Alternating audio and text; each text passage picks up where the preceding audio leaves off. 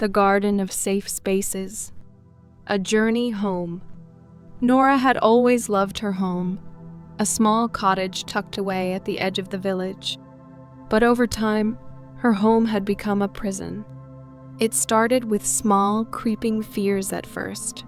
It was the crowded marketplace, then the busy streets, and eventually, the very thought of stepping outside filled her with a paralyzing dread. Agoraphobia had built invisible walls around her life, keeping her locked inside, away from the world.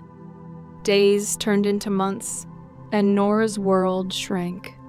She could no longer visit friends, take walks in the woods, or even stand by her door without feeling her heart race. She felt trapped, not just by her home, but by her own mind. The safety of her cottage became a constant reminder of the freedom she had lost. One quiet afternoon, while sorting through an old box in the attic, Nora found something curious, a small, ornate key. It was delicate, with intricate carvings of leaves and vines. She had never seen it before, and she had no idea what it unlocked.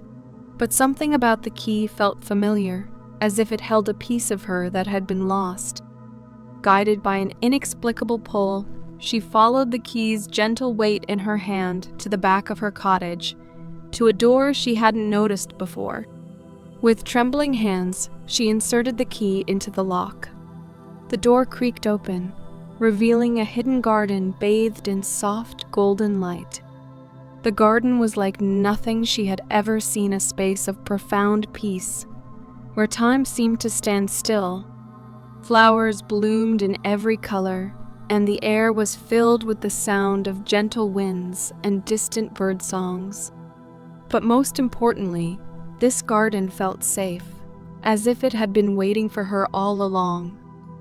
In the days that followed, Nora found herself spending more and more time in the garden. It became her sanctuary, a place where she could explore the edges of her fear without feeling overwhelmed.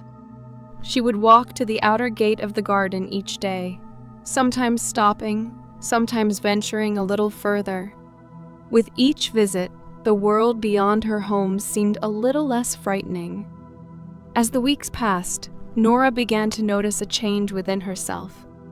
The panic that had once gripped her chest loosened its hold.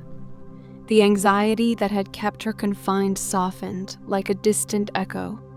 The garden had given her a space to breathe, to grow, and to begin reclaiming her life, one step at a time.